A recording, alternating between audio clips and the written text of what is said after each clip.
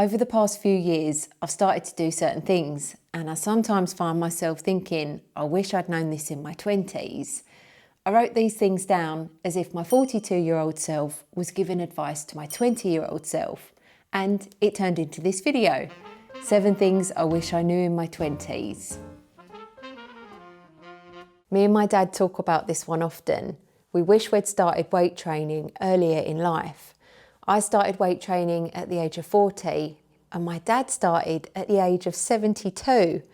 Both of us are pleased that we started when we did because we've seen significant improvements in our muscle mass, strength and body composition. When I was in my 20s, I did do exercise, but I mostly did classes, things like boxercise, spinning, circuits, stuff like that. And they were okay, they served a purpose. But looking back and knowing what I know now, they definitely weren't the best choice. It would have been great if I'd have started weight training in my 20s, having all of those early life hormones and all of that mitochondrial energy. But I'm pleased I'm doing it now, and I'm pleased I started when I did. But I do wonder what my body and my health would be like if I started weight training in my 20s. In the past, I was a bit of a shopaholic. I bought and owned so much stuff. And I did it, 1, because I fell for the marketing and the bright, shiny new things.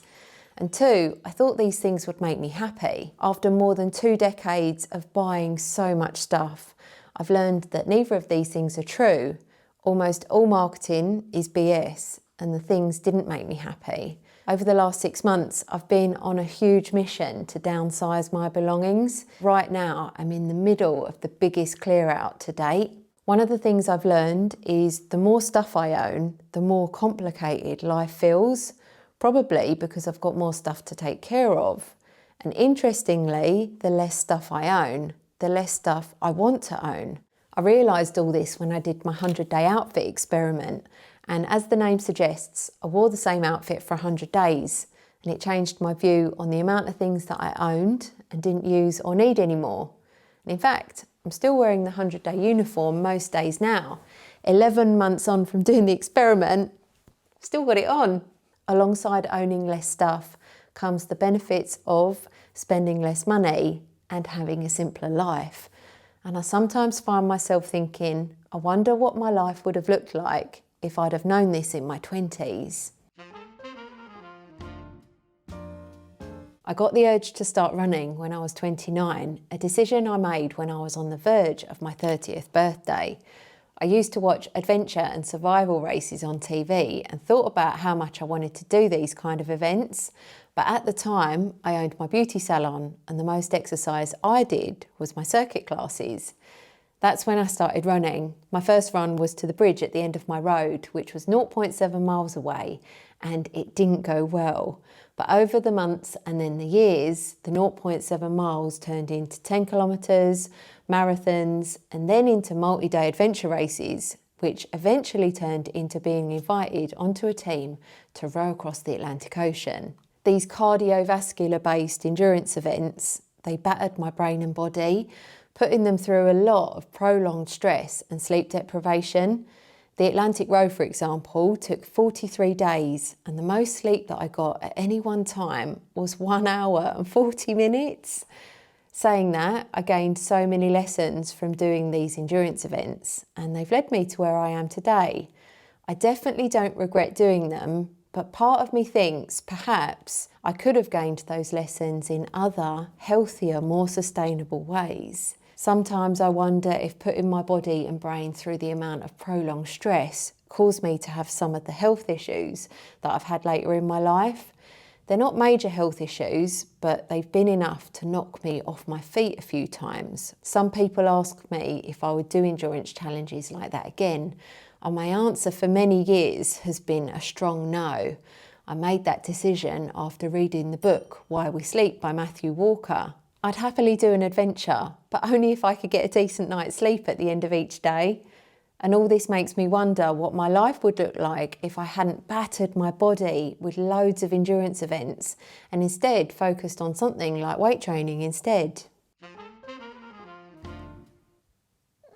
Oh, I didn't expect you to be so surprised. In my 20s and some of my 30s, I was blissfully unaware of a lot of stuff. When I look back, I feel as though I was on autopilot, never checking in on my physical and mental self.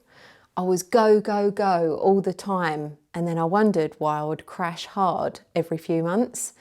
I was quite frantic and impulsive, and I didn't have much self-awareness, and I rarely stopped to assess myself or a situation. I guess these things were part of not having the emotional maturity that came with being in my 20s. As I've grown, I now journal, meditate, go on nature walks, sit in the sun with Charlie and do nothing, or as the Dutch call it, niksen. Some find it hard to believe that I don't do much sometimes because they see me doing a lot of stuff, but I am very good at niksen, and so is Charlie. I think if I'd have known this stuff earlier, I wouldn't have got burned out. I wouldn't have had a breakdown, well, 2 actually, and it's likely that my depression wouldn't have been so bad if I'd have cultivated better awareness and self-care practices. But we don't know what we don't know, and my goodness, I'm pleased I've learnt this stuff now, and I am still learning. There are times where I wonder what my life and my mental health would be like if I'd have taken better care of my brain in my 20s. At this point, I'd like to ask you, what do you wish you'd known in your 20s? Or maybe you're in your 20s and you've got something that you'd like to share. I'd love to hear from you in the comments. And I think it could be a really valuable place to go for some inspiration, no matter what age. I stopped drinking alcohol completely in December 2021. Given I've suffered with depression on and off from the age of 24 to 41, drinking acted as a catalyst and it made me feel worse. I wish I'd realised and made my decision earlier in life, and I wonder what my mental health would look like if I'd have stopped drinking alcohol sooner. For years, I have held on to negative thoughts and behaviours, playing victim and holding on to the things that happened to me in the past. And it's only been over the last 2 years that I've finally been able to let these things go, and it has been so freeing, almost as though I've been given a second chance in life. In a way, this is kind of related to my previous point of downsizing my life and not owning much stuff. This is not only about not owning much physical stuff, but I'm also decluttering my brain too. It's taken me years to learn how to do this through various forms of learning, books, therapies and treatments.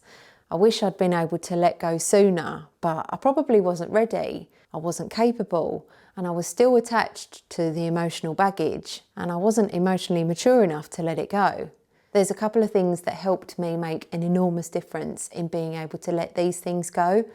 One is something that I've made a video about previously, so I'll recommend that up here and I'll also link it in the description. And another is this book, You Can Heal Your Life by Louise Hay. I read this during a particularly bad time in my life, and I'll be honest, I wasn't hopeful that it would help because I have read dozens of books like this in the past. But this book was different, or maybe it was me that was different, or a combination of the two. But by the time I got to the end, things had definitely changed for the better, like never before. And I just wonder what my life would have looked like if I'd have learned to have let go sooner. I've spent many years thinking about doing things and wishing for them to happen instead of just doing them. Starting this YouTube channel, for example, I actually had my first thoughts about it when I was 25, when I had my beauty salon and I was going to do makeup tutorials. Imagine that. 14 years later, I actually started making YouTube videos. Despite the title of this video and me saying I wish I'd known these things in my 20s, I did actually do this one and I did get on with stuff in my 20s. At age 21, I went self-employed as a massage therapist. Age 24, I opened my own beauty salon with a £5,500 bank loan. And then 18 months later, I moved to a high street premises and hired employees. And that business was successful. And I was absolutely fearless in my 20s. It was when I got to my 30s that things went a bit topsy-turvy. And so the just get on with it message is to my 30-year-old self, because I spent much of my 30s lost, unhappy, and suffering with multiple bouts of depression. Back then, my 30-year-old self wished that she had the gusto that I'd had in my 20s, but for some reason I was overcomplicating things and I ended up putting things off when I should have kept things simple and just got on with it. But all that's irrelevant, a bit like the title of this video, because everything that I've spoken about isn't for my 20-year-old self or for anyone watching who's in their 20s. All this stuff is for now, no matter what age. If you're in your 20s and you've got things you'd like to do and achieve, get started now. The benefit is you have time on your side. If you're past your 20s, my advice is the same. Get started now. The benefit is you have experience on your side. We can't take our wishes and ambitions with us after all, and time will keep moving no matter what. So we might as well just get on with it. YouTube thinks you're going to like this video next, so maybe give that a watch.